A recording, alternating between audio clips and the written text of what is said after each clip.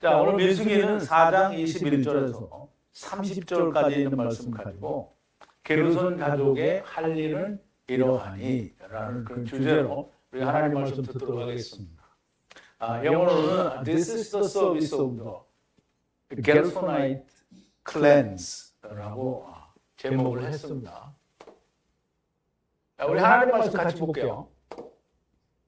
제가 한 절 읽고 여러분 한 절 읽고 교독하겠습니다. 우리 마지막 절은 함께 봉독합니다. 여호와께서 또 모세에게 일러 가라사대 게르손 자손도 그 종족과 가족을 따라 총계하되 30세 이상으로 50세까지 회막 봉사에 입참하여 일할 만한 모든 자를 계수하라. 게르손 가족의 할 일과 매일 것은 이러하니 곧 그들은 성막의 앙장들과 회막과 그 덮개와 그 위의 해달의 가죽 덮개와 회막 문장을 매이며 뜰의 휘장과 및 성막과 단 사면에 있는 뜰의 문장과 그 줄들과 그것에 사용하는 모든 기구를 매이며 이 모든 것을 어떻게 맡아 처리할 것이라. 게르손 자손은 그 모든 일 곧 매일 것과 처리할 것에 아론과 그 아들들의 명대로 할 것이니 너희는 그들의 멸증을 그들에게 맡길 것이니라.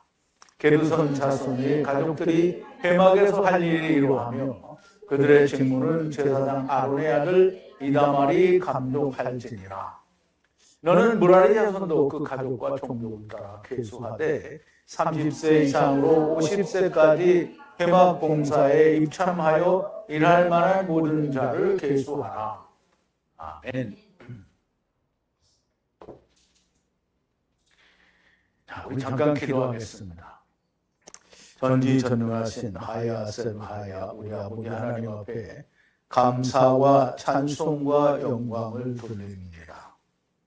아버지 하나님, 민수기를 통하여 이스라엘이 진을 치는 대응과 또 이스라엘이 전쟁에 나가야 할 군대의 계수와 또 레위인의 계수 그리고 장자들 가운데에 대속하지 못하고 남은 자들에 관한 얘기 또 이스라엘 진과 레위 진 이제는 성막을 세우고 내릴 때에 그 일을 감당할 레위인들에 대하여 우리가 배웁니다.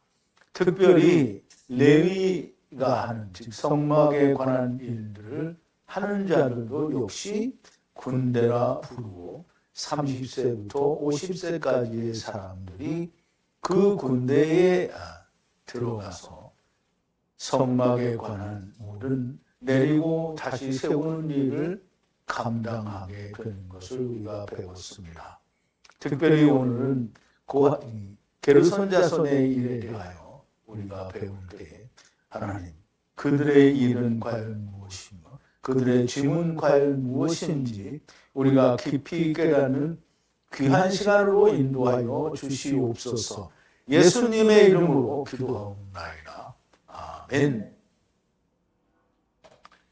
자, 게르손 가족의 할 일은 이러하니 물론 이제 레위 자손은 물론 이제 레위 자손 모세와 아론의 아들들도 있고요. 그다음에 고핫 자손이 있고 게르손과 무라리 자손이 있습니다. 그런데 성막을 세우고 내리는데 특별히 내리는 일에 있어서 짐을 운반하는 것은 게르손과 무라리는 함께 지고 함께 운반을 하게 됩니다. 그리고 고핫 자손은 먼저 나오긴 했는데 뒤에 가게 됩니다. 그래서 일단 대형을 할 때 그 그림을 통해서 우리가 고핫 자손과 무라리 그리고 게르손 그리고 언약궤가 있는 모세와 아론의 레위 지파들이 어떻게 서는지에 대해서 우리가 또 보도록 하겠습니다. 그러면 게르손 자손들이 할 일은 게르손만이 하는 일이 아니고 고핫 자손이 하는 일도 마찬가지고요. 또 무라리 자손이 하는 일도 역시 마찬가지가 됩니다. 그래서 그 할 일이 무엇인지를 우리가 알아보게 되는데요. 먼저 우리가 지난 시간에 나눴던 말씀을 좀 되새김을 해볼게요. 자, 금단 위에, 금단이라는 말은 금으로 만든 분향단을 말합니다. 그래서 그 분향단 위에 청색 베개들을 펼치고 해달 가죽 에트바 덮개로 덮고 에트바드들을 주라 그랬어요. 그러면 이제 이 분향단을 또 청색 베개들을 펼치고 해달라고 에트바 덮개로 덮고 에트바드를 주라. 바드는 그 채를 말하는 거죠. 두 봉 막대기 두 개 양쪽에 판도뼈 바드 그리고 그냥 옆구리 바드 이렇게. 자, 금단은 분향단을 말하고요. 뱀 성소에서 분리해 섬기는 에트 모든 섬기는 기구를 청색 베개들을 향해 주고 해달을 가지고 에우탐 덮개를 덮고 그 위에 장대를 주라. 그러면 지금 그 분향단 이게 떡상과 그 등대와 분향단을 이제 다 했어요. 그러면 그 안에 있는 게 또 어떤 게 있는지는 모르지만 그거에 부수적으로 딸려서 사용되는 어떤 기구들이 있을 거라고. 그래서 그것들에 대해서 청색 베개들을 향해 두고 해달 가지고 에우탐 덮개로 덮고 위에 장대를 두라. 장대는 긴 막대기여서 거기다 매가지고 앞뒤로 지고 가는 걸 말한다고 했죠. 또 제단의 재를 버리고 위에 자색 베개들을 펼치라. 그 제단에 있는 재는 다 버리고 그 다음에 그 위에 자색 베개, 자색은 자색을 말하고요. 이 선지자들은 물론 그걸 입었는지 모르는데 되게 왕들이 자색 옷을 입어요. 그 베개들을 펼치라. 여기 제단은 희생 제단이고요.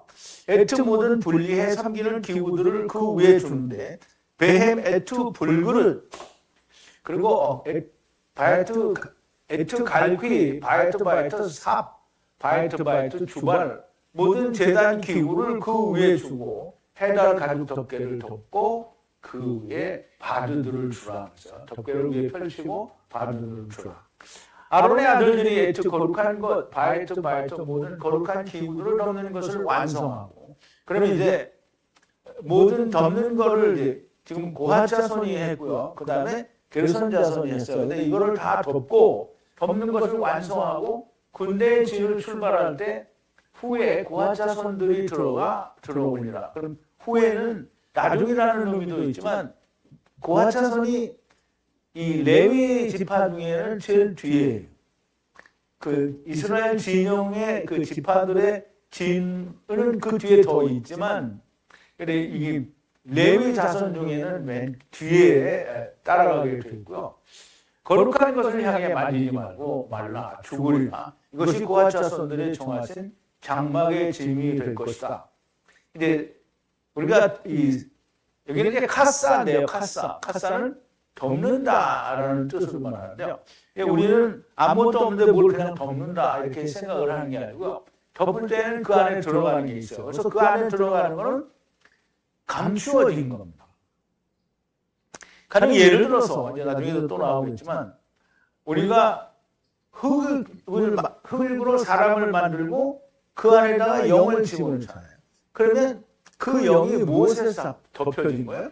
흙에 덮여진 거예요. 그러면 흙이 깨지면 그 안에 있는 영이 나오잖아요. 하늘에 깨 나오는 거예요. 땅에 깨 걷어지면 벗겨지면 하늘에 깨 나온다라는 그런 의미를 우리가 이해하면 좋을 것 같아요. 그래서 이 카사, 덮는다는 말은 그 안에 무언가가 감추어져 있다는 뜻이에요. 이 덮개를 벗기는 것을 가라라고 합니다. 가라. 이제 가라는 우리가 여러분들이 어디에서 볼 수 있었냐면 노아가 포도주를 먹고 장막 안에서 벌거벗었다고 할 때 가라라는 단어를 썼고요. 또 이 못을 벗겨낸다라는 뜻을 우리가 제거한다라는 뜻으로 수르라는 단어를 사용하기도 하는데요. 헬라어로는 아포칼립시스라고 합니다. 그래서 아포칼립시스는 계시라는 말인데요. 덮개를 벗긴다는 뜻이에요. 그래서 아포라는 단어와 칼립시스라는 칼립시스는 또 칼리포라고도 하는데요. 그 단어가 합성이 되어서 계시 덮여진 것을 벗겨서 드러낸다라는 뜻으로 쓰는 게 그 계시라는 아포칼립시스예요. 그런데 덮개를 벗긴다는 뜻이고요. 카사는 헬라어로 칼립토를 말합니다. 그래서 칼립토도 역시 덮여 있는 거예요. 그래서 그 칼립토와 아포라는 단어가 연결이 되면 아포칼립시스라는 이제 단어가 만들어지고요. 그렇게 계시를 벗겼다라는 뜻이 됩니다. 그래서 덮었다라는 것은 숨겼다라는 것이고 덮은 것을 벗기면 그 실체가 드러난다는 거예요. 그러므로 덮은 것 안에는 감추어진 비밀이 있다라는 얘기입니다. 자, 하나님의 나라는 땅의 것으로 덮여 있는 것이고요. 그 덮여 있는 것을 벗기면 하늘의 비밀이 나온다라는 말이고요. 그러므로 흙집 바사도를 벗기면 실체인 하늘의 것이 영이 나오게 되는 것이고요. 그러므로 땅의 것으로 말씀하신 것을 벗겨내면 하늘의 비밀이 나타나는 겁니다. 그러므로 땅의 일을 통해서 하나님이 하늘의 일을 말씀하시는 거라는 걸 우리가 반드시 알아야 됩니다. 하늘의 비밀은 포도주에 취하면 하늘의 비밀이 나옵니다. 그럼 이제 포도주인데 묵은 포도주에 취하면 안 나오고요. 새 포도주에 취하면 하늘의 비밀이 보여집니다. 그래서 이 벗겨지는 거를 이제 말하자면 덮어져 있는 게 벗겨지는 것을 가라라고 했잖아요. 그래서 이 가라를 우리가 한번 보죠. 자, 창세기 9장인데요. 방주에서 나온 노아의 아들들은 셈과 함과 야벳이며 함은 가나안의 아비라. 노아의 세 아들로 쫓아 백성이 온 땅에 퍼지니라. 노아가 농을 시작하여 포도나무를 심었더니 포도주를 마시고 취하여 그 장막 안에서 벌거벗은지라 그러는데요. 자, 포도주로부터 마셔서 술이 취했어요. 그래서 장막 가운데에서, 이 장막은 성전이라는 의미를, 이게 말하자면 그 율법에서는 성전이 없지만 이 성전, 하나님의 집 성전이라는 의미를 가지고 있어요. 그래서 그 가운데에서 어떻게 가라 벗겨졌다는 거예요. 근데 이제 우리가 이거를 이해할 때 모든 이 신학을 하는 사람들이나 세상의 교회에서는 옷을 벗었다라는 얘기를 하는 건데요. 옷을 벗었다라는 말로 이해를 하면 그냥 노아가 뻘겋고 고추 드러내는 것밖에는 이야기를 할 수가 없는 거예요. 그런데 이 가라라는 말을 우리가 좀 더 깊은 의미로 이해를 하기 위해서 한 군데를 더 볼 건데요. 창세기 35장에 보면 야곱이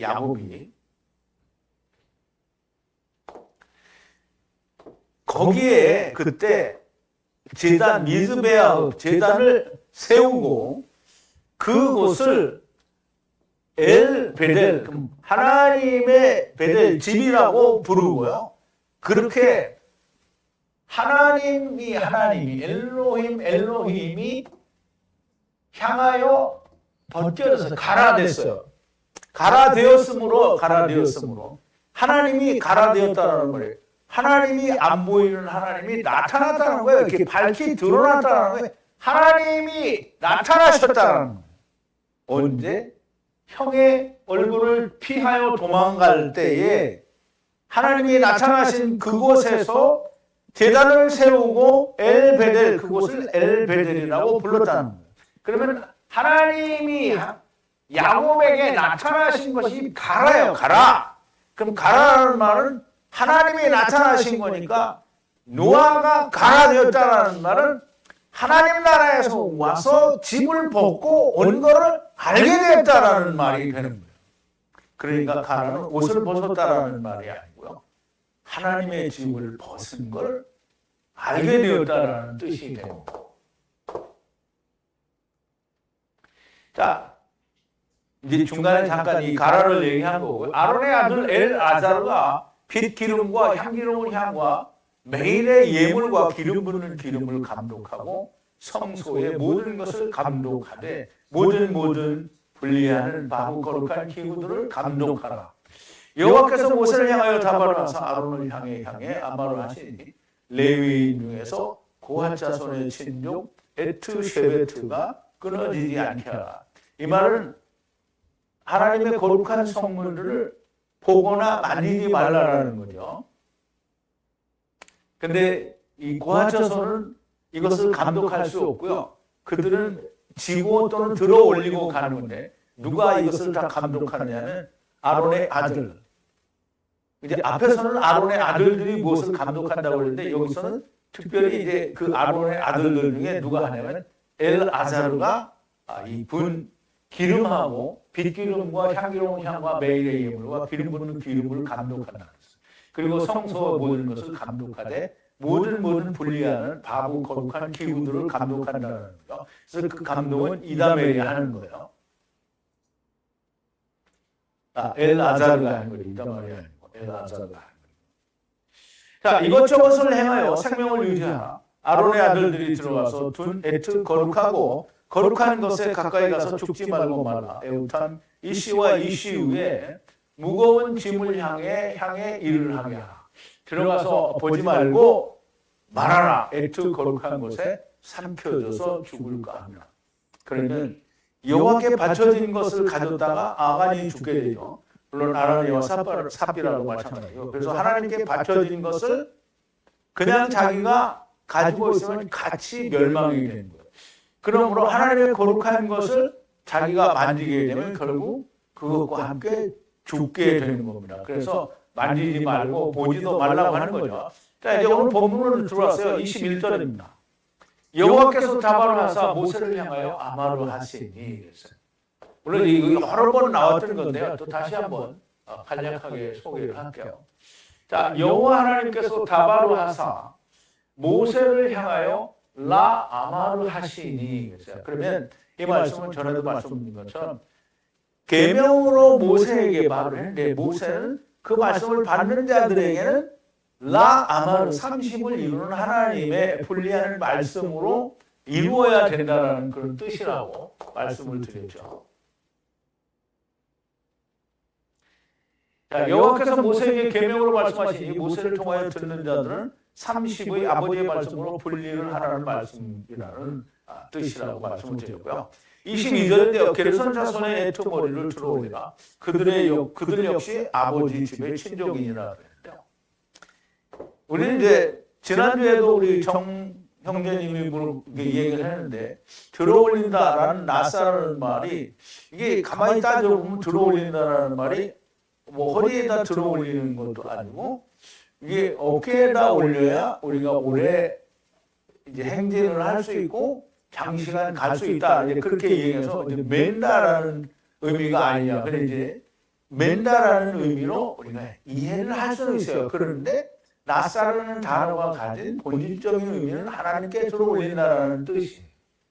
그래서 게르손 아들 자손의 에트 머리를 들어올리라. 에트 머리를 들어올리라. 그러면 이제 우리가 정영재님이 그렇게 얘기했을 때 어깨에 맨다라는 의미로 우리가 다 동의를 했거든요. 그렇게 이해할 수 있어. 그런데 여기서 머리를 들어올리라는 건 머리를 어깨에 들어올리라는 말은 아니잖아요. 이 들어올린다는 나사는 하나님께 그 머리숱을 들어올린다는 뜻이 됩니다. 그들 또한 역시 아버지 집의 한 지파라는 얘기예요. 누가 그렇다는 거예요? 게르손 자손이 그렇다는 거예요. 게르손 자손의 에트머리를 들어올리라는 것은 어깨에 매라는 말로 해석될 수는 없죠. 그들의 머리를 하나님께 들어올리라는 것이요. 하나님께서 그들의 머리를 받으시겠다는 것이고요. 그들이 아버지 집의 친족들이라는 얘기가 됩니다. 자, 23절인데요. 그러면 30세 위의 아들에서 50세 아들까지 계수하라. 에우타 모두 군대 들어가 군대로 집결해 종하신 장막의 일을 섬길 자를 계수하라 그랬는데요. 이제 우리말 번역하고는 의미가 많이 좀 다르게 전달될 수 있는데요.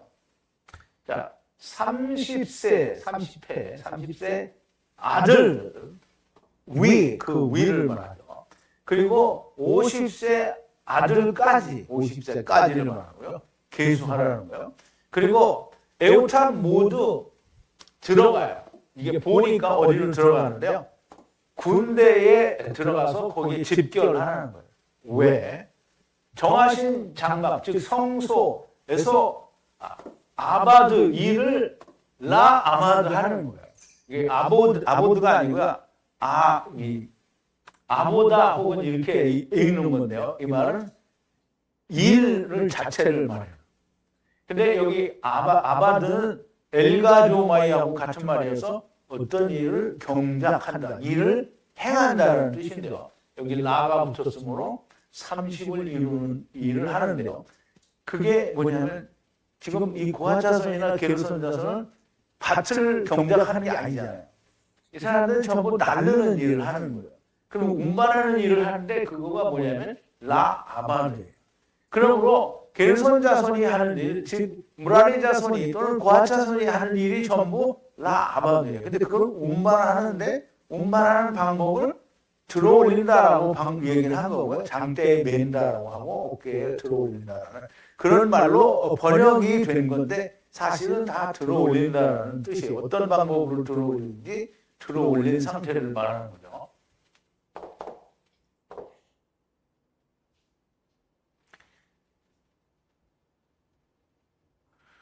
그럼 이제 우리가 전쟁에 나가는 군대는 이미 20세 이상을 남자로 이스라엘 자손들을 계수를 했잖아요. 그리고 레위도 장자들하고 따로 맞춰서 계수를 했고요. 근데 여기도 역시 군대라고 하는 거예요. 왜냐하면 그들이 다 차방이기 때문에 군대라고 하는 건데요. 근데 이 군대는 무슨 군대냐면 성소와 장막 그리고 모든 성소의 이 부품들을 운반하는 군대로 말하는 거예요. 그러므로 이 군대는 전쟁을 하는 군대가 아닙니다. 게르손 자손들이 들어올릴 에트모리수 정하신 장막에 섬기는 일을 할 군대에 들어가 집결할 수 있는 수를 계수하는데 30세 이후에 50세까지의 수를 계수하라는 겁니다. 그래서 24절 게르손 친족의 일은 이것이 무거운 짐을 아바하는 것이라. 그러면 이제 게르손 친족의 하는 일이 뭐냐? 근데 무거운 짐을 아바하는 것이라 그랬죠. 게르손 사람들의 친족은 일을 하는 것이 이것이다라는 말인데 그게 뭐냐면 바라마세인데 바라마세. 그러면 이게 마세라는 단어에 이제 이런 어미들이 붙은 건데요. 이 무거운 짐이라는 뜻인데요. 곡물이라는 의미로 함께 가지고 있어요. 그러면 이사갈이 세상에 땅을 보고 안식도 보고 세상을 보고 서남으로 어깨에 짐을 메고 조공을 바치러 내려왔다 이렇게 해요. 그러면 그 조공이 마스인데요. 본질적으로는 같은 의미를 가지고 있어요. 무거운 짐이라는 건 내가 내야 될 거를 말하는 거예요. 그거를 라아마드 하는 거예요. 즉 다시 말해서 짐을 지고 운반하는 것은 라아마드 하는 거예요. 즉 다시 말하면 무거운 짐이라고 하는 건 성전이나 성소나 무슨 모든 기구들을 짊어지고 가는 거는 그냥 단순히 무거운 짐을 내가 지고 가는 게 아니라 그 모든 것이 담겨져 있는 비밀을 내가 지고 가는 거예요. 그러면 그 비밀들이 뭐냐면 그 비밀들 안에서 이루어질 게 뭐냐면 나를 드리는 거잖아요. 그러면 반세계를 내는 거잖아요. 이 반세겔이 조공이거든요. 그러면 내가 내야 바쳐야 할 세금을 말하는 거예요. 그러면 또 위에 반세겔을 누가 내는 거예요? 주님이 내는 거잖아요. 그래서 무거운 짐과 마스, 즉 조공은 사실상 같은 의미를 가지고 있다고 말하는 거고요. 그거를 하는 게 뭐냐면 라아바드, 즉 영생을 얻는 일을 하는 거라는 거예요. 그럼 누가 그 일을 하냐면 지금 게르손 자손이 그 일을 한다는 거예요.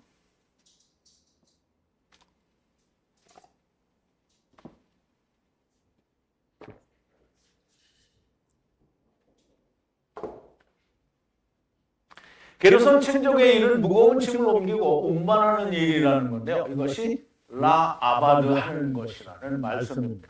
우리의 시각으로는 단순히 성소를 운반하는 무거운 어떤 짐을 운반하는 일인데 성경은 이것을 생명을 아바드하는 짐을 지고 가는 거라는 그 짐은 마스고요. 그리고 그 짐은 라마세가 됩니다. 즉 말하자면 곡물이 된다는 거고요. 그 안에 덮여진 것의 비밀을 다 알고 있다는 의미가 됩니다. 그러므로 내가 짐을 지고 가는데, 그러니까 예를 들어서 언약궤를 지고 가는데 언약궤에 무엇이 있는지를 그 의미를 모른다. 그럴 수가 없는 거예요. 그걸 다 아는 거예요. 누가? 레위 자손들이 다 알아요. 그리고 모든 그 기구들을 다 싸가지고 그거를 메고 간다는 말을 역시 그 기구들이 의미하는 바를 다 안다는 거예요. 그래서 그거를 우리는 모를 수 있어요. 왜? 우리는 그걸 해본 적이 없기 때문에 모를 수 있어요. 그런데 이스라엘은 그거를 1500년 동안 했기 때문에 마땅히 알아야 돼요. 물론 이제 애국에서 가나안 땅에 들어갈 때까지는 1500년이 아니지만 들어가서 예수님이 오실 때까지는 그 율법을 지킨 게 1500년이에요. 그거를 했다는 거예요. 그러므로 그 비밀을 알아야만 되는데 모르면 어떻게 멸망하게 되는 거죠. 자, 25절인데요. 에트 성소의 휘장들과 바이트 정하신 장막 덮개와 분리하는 헤랄 덮개 위에 바이트 정하신 장막문 덮개를 들어 올리라 그랬어요.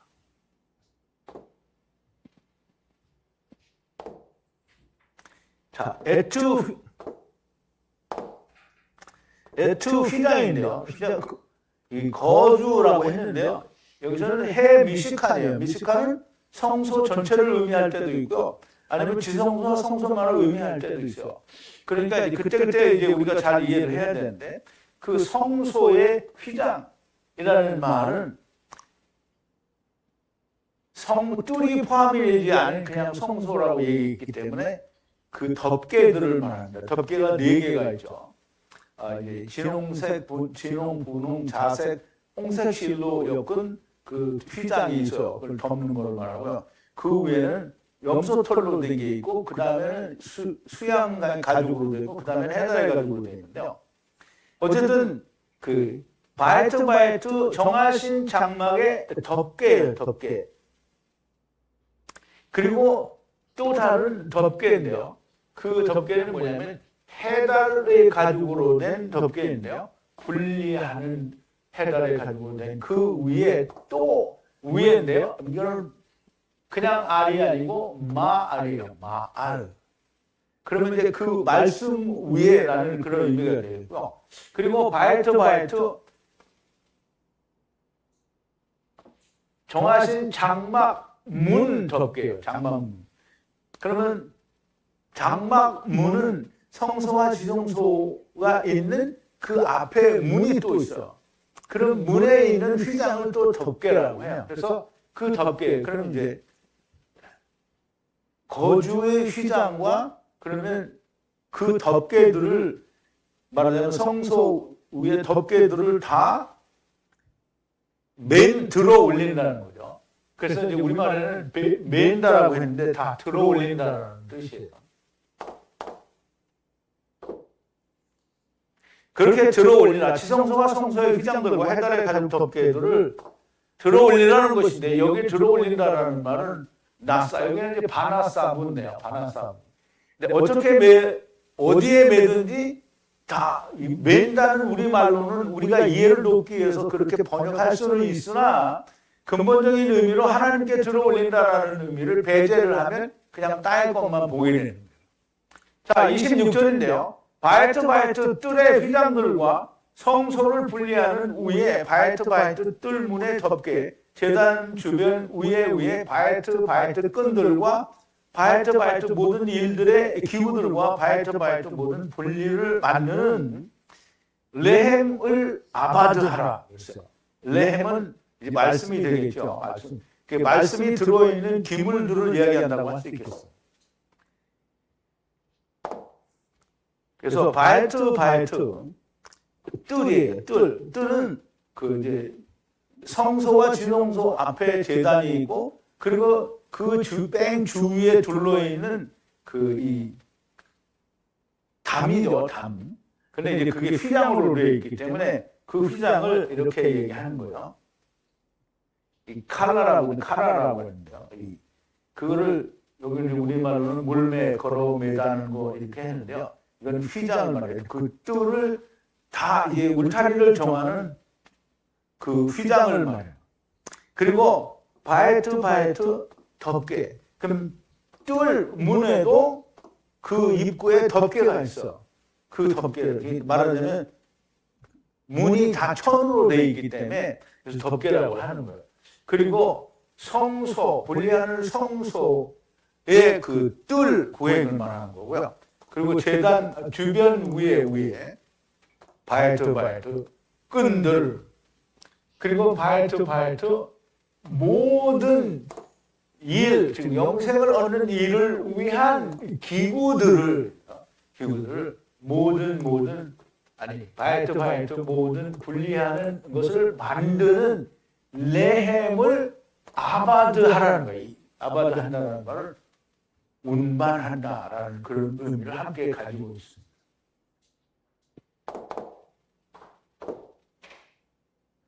성소뜰의 휘장들과 성소의 뜰문의 덮개, 제단 주변과 끈들과 모든 기구들과 그것으로 만드는 모든 레헴을 아바드 운반하라는 겁니다. 그럼 이제 이건 그냥 단순히 운반하는 게 아니라 그 안에 있는 내용들을 알아서 그걸로 무슨 일을 하는지 아는 게 그게 레위가 그걸 짊어지는 이유입니다. 자, 27절인데요. 아론의 아들들의 말 위에 게르손 자손이 모든 일을 하여하라. 모든 무거운 짐과 모든 일들 위에 감독하라. 애투 무거운 짐을 파수하게 하라.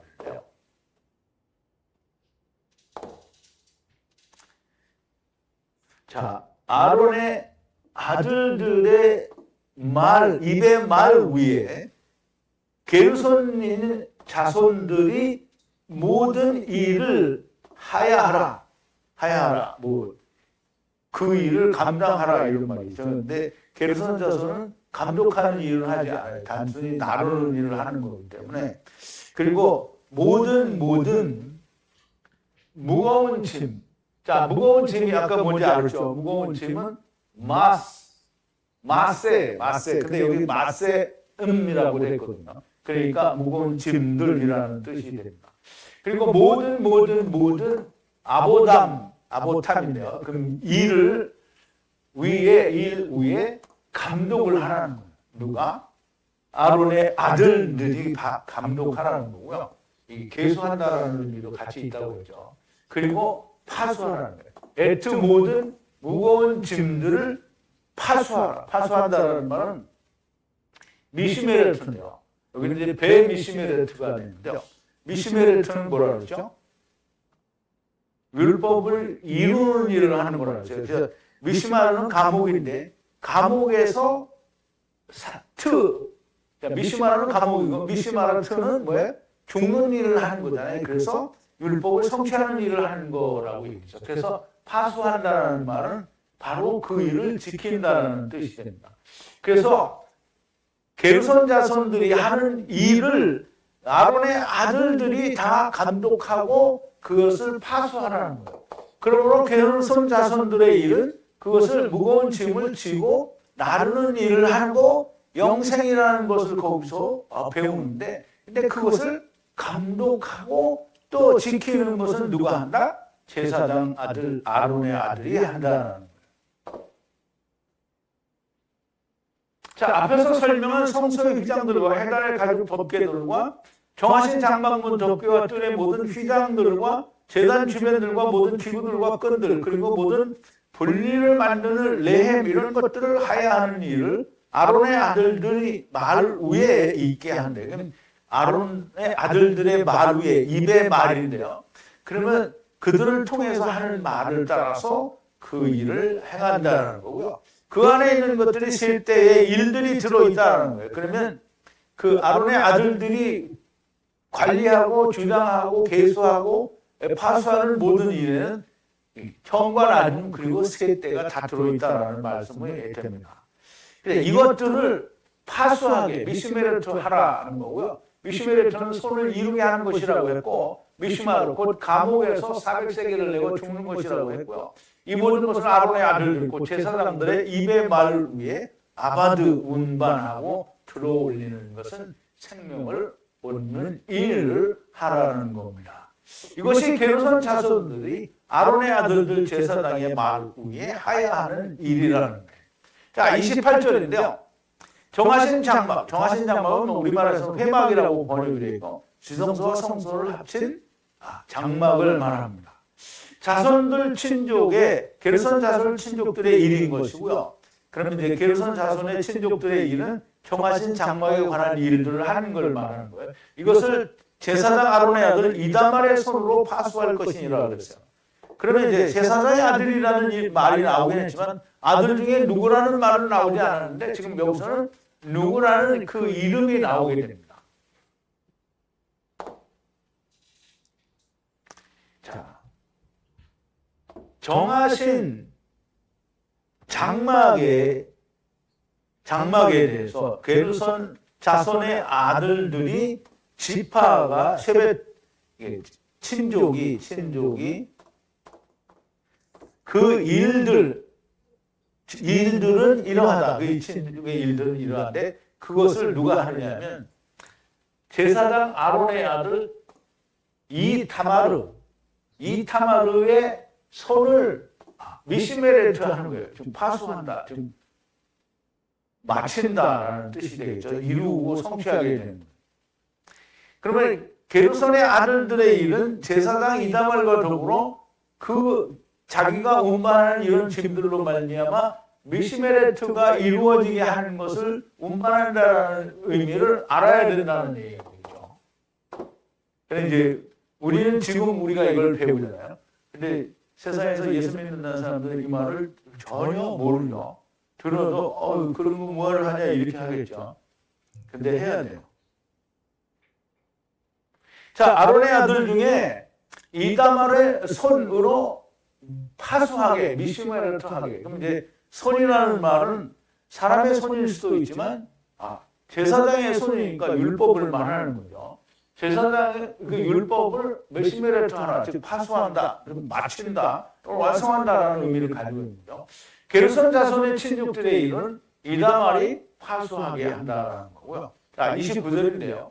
아버지 집의 지파 무라리 자손을 에탐 계수하라. 지금 이제 고핫 자손의 일은 앞에 우리가 다 끝났죠. 지금 게르손 자손의 일도 그 군대, 장막 일을 할 수 있는 군대를 이제 모집하고 계수하고 그 일을 다 맡긴 거고 그 일은 어떤 일이고 누가 그것을 감독하는지에 대해서 다 얘기했어요. 그런데 이제 29절인데요. 게르손이 끝났으니까 아직 하나 남은 게 누구냐면 무라리예요. 아버지 집의 지파 무라리 자손을 에탐 계수하라. 그러면 이제 이 계수하는 걸 또 똑같이 고핫 자손이 했던 대로 또 게르손 자손이 했던 대로 또 30세부터 50세까지를 또 계수를 하는 거예요. 자, 아버지 집은 누구예요? 아버지는 하나님의 집이라고 할 수 있는데요. 그런데 성경에서 말하는 아버지는 야곱을 말해요. 그럼 야곱의 집이죠. 야곱의 집의 지파인데요. 무라리 자손들이 아버지 집의 한 지파라는 거고요. 그리고 그를 에탐 계수하라는 거예요. 무라리 자손들을 계수하는데 어떤 자를 계수하냐면 지금 전쟁이 아니라 그 정하신 장막의 그 가구들을 운반하는 일을 하는 군대를 말하는 거예요. 또 다른 레위인의 친족이 또 다른 무거운 짐을 아바도 해야 하는데요. 또 그 무라리 지파를 계수하라고 하시는 겁니다. 이해를 돕기 위해서 이스라엘 진의 대형을 우리가 잠깐 볼 텐데요.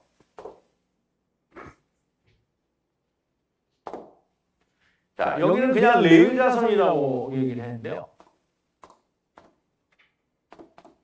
모세와 아론. 모세와 아론과 그 후손들이 제일 먼저 언약궤를 가지고 제일 선두에서 출발하고요.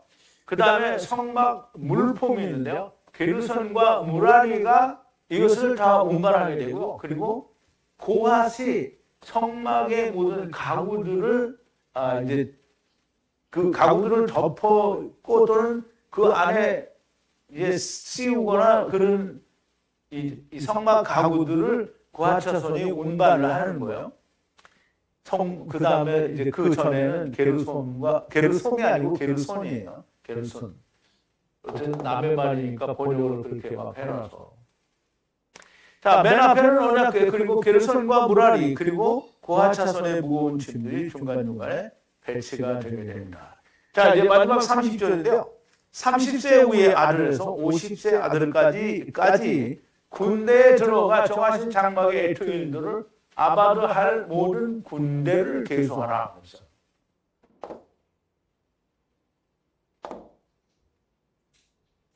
자, 30세 위의 아들이에요. 30세 위의 아들. 그리고 50세 아들까지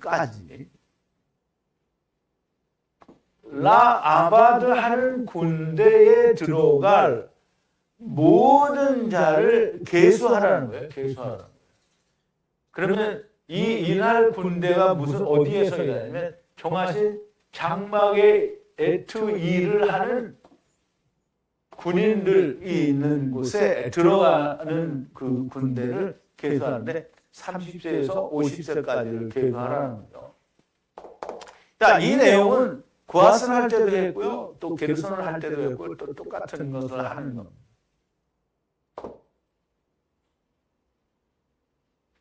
자, 역시 다른 레위인들과 마찬가지로 30세 위의 아들에서 50세까지 아들이 되고 그들은 성소와 성막을 운반하는 일을 하는 군대가 되는 겁니다. 자, 무라리 자손, 무라리 군대가 아바드 해야 할 무거운 짐에 대하여는 내일 다음 시간에 우리가 더 자세히 하게 되고요. 오늘 읽은 본문은 여기까지입니다. 지성소와 성소를 세우고 내리는 일은 모두 아론의 아들들이 하게 되고요. 다른 것은 아론의 아들들의 입의 말 위에 레위인들이 하는 것으로 보여집니다. 레위인들이 져야 하는 무거운 짐, 마세는 이사갈이 내야 하는 조공, 마스와 같은 겁니다. 이것을 내기 위해 아바드 한다라고 하는 겁니다. 그래서 무거운 짐을 운반하는 일은 아바드, 아바드라고 하는 겁니다. 그리고 맨다고 번역을 한 것은 모두 들어올린다, 나사라는 뜻인데요. 성소와 지성소 그리고 성소의 모든 것을 운반하고 매는 것은 영생을 위해 일을 하는 것을 말씀합니다. 그래서 아바드라고 하는 거예요. 그러므로 레위인들은 거룩한 것을 보거나 만질 수는 없어도 그 안에 덮여진 숨겨진 비밀들이 있는 모든 덮은 것을 운반하는 것이고 그 덮여져 있는 것이 무엇인지를 아는 거예요. 하나님께서 아무에게나 일을 하게 하시는 것이 아니고요. 이사갈이 세상에 온 것은 이것을 하는 것을 보고 모든 것이 다 조공이다. 이것을 내기 위하여 아바드를 한다라고 하는 겁니다. 그래서 무거운 짐을 운반하는 일을 아바드라고 하는 겁니다. 그리고 맨다고 번역을 한 것은 모두 들어올린다, 나사라는 뜻이고요. 성소와 지성소 그리고 성소의 모든 것을 운반하고 매는 것은 영생을 위해 일을 하는 것을 말씀합니다. 그러므로 레위인들은 거룩한 것을 보거나 만질 수는 없어도 그 안에 덮여진 숨겨진 비밀들을 모두 다 아는 거예요. 하나님께서 아무에게나 일을 하게 하시는 것이 아니고요. 이사갈이 세상에 온 것은 이것을 하는 것을 보고 모든 것이 선하기 때문에 기쁘게 내려온 것이라는 것은 너무나 당연합니다. 그러므로 게르손 가족이 할 일은 이러하다. 즉 게르손만이 아니라 모든 레위인들 곧 오늘의 가찬들의 일들이 다 이거라는 말씀을 하는 겁니다. 그래서 게르손 가족의 일은 곧 오늘날 가찬의 일과도 같다라는 말인데요. 게르손 자손들이 자기가 지고 가야 할 내용에 대해서 다 알고 있는 것처럼 오늘날 가찬들도 율법에서 말하는 모든 내용을 다 알아야만 됩니다. 그거 모르면 절대로 안 되는 겁니다. 자, 그래서 이것이 이해가 되지 않은 사람들은 아무것도 아니고요. 하나님과는 전혀 상관이 없는 자들이 됩니다. 음부행이고 둘째 사망에서 구원을 받게 되는 것이고요. 성경 하나님의 말씀이 우리에게 요구하는 것은 즉 성경이 우리에게 원하고 또 우리에게 요구하는 것은 너희는 첫째 부활에 들어가라는 겁니다. 근데 첫째 부활에 들어가게 하기 위해서 이토록 성경을 66권을 장구간의 세월에 의해서 기록이 된 거잖아요. 근데 성경이 우리에게 말하는 것은 첫째 부활에 들어가라는 겁니다. 첫째 부활에 들어가는 것을 우리가 한번 보죠. 자, 요한계시록 20장에 보면 이제 19장에는 어린 양의 혼인잔치가 있어서 7년 환란이 끝나게 된 것을 말하고 그 다음에는 메시아 왕국에 들어가게 되는데 메시아 왕국에 들어가기 전에 먼저 또 내가 봄에 천사가 무적행 열쇠와 큰 사슬을 그 손에 쥐고 하늘로서 내려와 용을 잡으니 옛 뱀이요 마귀요 사단이라 잡아서 1천년 동안 결박하여 무적행에 던져 잠그고 그 후에 인봉하여 천년이 차도록 다시는 만국을 미혹하지 못하게 하였다가 그 후에는 반드시 잠깐 노예니라. 또 내가 보자들을 보니 거기 앉은 자들이 있어 심판하는 권세를 받았더라. 또 내가 보니 예수의 증거와 하나님의 말씀을 인하여 목배임을 받은 자의 영혼들과 또 짐승과 그의 우상에게도 경배하지도 아니하고 이마와 손에 그의 표를 받지도 아니한 자들이 살아서 그리스도로 더불어 천년 동안 왕노릇하나니 그 나머지 죽은 자들은 천년이 차기까지 살지 못하더라. 이는 첫째 부활이라. 이 첫째 부활에 참여하는 자들은 복이 있고 거룩하노라. 둘째 사망이 그들을 다스리는 권세가 없고 도리어 그들이 하나님과 그리스도의 제사장이 되어 천년 동안 왕 그리스도로 더불어 왕노릇하리라 그랬어요. 그러면 이제 여기 중요한 말은 하고자 하는 얘기는 첫째 부활이라. 첫째 부활에 참여하는 자들 이렇게 얘기인데요. 첫째 부활은 우선 하나님이 세상을 향해서 요구하시는 건 뭐냐면 너희는 먼저 첫째 부활에 들어가라는 거죠. 그것이 먼저 되는 자들이요. 둘째 사망은 나중되는 자들을 말합니다. 그래서 이거 한번 보죠. 자, 누가복음에 보니까 이제 물론 이제 마태복음에도 있어요. 혹이 여짜오되 구원을 얻는 자가 적으니까 저희에게 가로되 좋은 문으로 들어가기를 힘쓰라. 내가 너희에게 이르노니 들어가기를 구하여도 못하는 자가 많으리라. 집주인이 일어나 문을 한번 닫은 후에 너희가 밖에 서서 문을 두드리며 주여 열어주소서 하면 저가 대답하여 가로되 나는 너희가 어디로서 온 자인지 알지 못하노라 하니니 그때 너희가 말하되 우리는 주 앞에서 먹고만 있으며 주는 또한 우리 길거리에서 가르쳤나이다 하니 하나 저가 너희에게 일러 가로되 나는 너희가 어디로서 왔는지 알지 못하노라. 이게 이제 질문이 이거야. 주님이 나는 너희가 어디서 왔는지 모른다 그러니까 우리 하늘나라에서 왔지 않습니까? 이렇게 말을 해야 답인데 우리가 주님과 함께 먹고 우리가 주님과 함께 거리에 있었다. 이게 주님이 모르는 거예요. 왜 너희는 위로부터 온 걸 알아야 되는데 왜 너희는 모르냐 이 말을 하는 거죠. 그래서 나는 너희가 어디로서 왔는지 알지 못하노 행악하는 모든 자들아 나를 떠나가라 하리라. 너희가 아브라함과 이삭과 야곱의 모든 선지자는 하나님의 나라에 있고 오직 너희는 밖에 쫓겨나는 것을 볼 때 거기서 슬피 울며 이를 갈기 있으리라. 사람들이 동서남북으로부터 와서 하나님의 나라 잔치에 참석하니 보라 나중된 자가 먼저 될 자가 있고 먼저 된다고 생각하는데 나중된 자도 있느니라 하시니라 그랬어요. 그러면 이제 첫째 부활과 먼저 된 자는 같은 자야 되는데요. 이 첫째라는 이 말은 먼저라는 말과 동일한 단어를 씁니다. 그래서 프로토스인데요. 프로토스. 먼저라는 의미와 동시에 첫째라는 의미를 가지죠. 그래서 첫째 부활이라는 말은 먼저 부활이고요. 먼저 부활해. 그러면 다른 사람은 아직 부활이 일어나지 않았다는 거야. 먼저 부활이 있어요. 다른 사람이 일어나는 부활은 부활이라고 하지 않아요. 왜냐하면 그냥 자동으로 되는 거기 때문에. 그런데 우리가 부활이라고 말하는 것은 부활이 안 된 자가 있기 때문에 부활이라고 하는 거예요. 그런데 나중에는 부활되는 게 아니고 다 자동으로 그러니까 부활이 안 되는 자가 또 있으면 둘째 부활이라고 할 텐데 부활이 안 되는 자가 더 이상은 없는 거예요. 그래서 둘째 부활이라고 말하지 않고 사망이라고 말을 하는 겁니다. 자, 똑같은 단어고요. 그러므로 먼저 된다는 말은 첫째 부활에 들어간다는 말씀이 되는 거예요. 나중된다는 것은 메시아 왕국이나 혹 둘째 사망이 되는 겁니다. 사랑하는 성도 여러분, 반드시 첫째 부활에 즉 먼저 된 분들이 다 되시기를 바랍니다. 여기까지 듣고도 집구석에 처박혀 있는 자들은 너무나 당연하게 음부행이고요. 둘째 사망이고 나중되는 자들이 될 겁니다. 아무리 나는 될 거라는 요행을 바라도 안 될 수밖에 없습니다. 내 말이 아니라 하느님이 성경에 기록하신 것을 제가 말씀을 드리는 겁니다. 우리 기도하시겠습니다.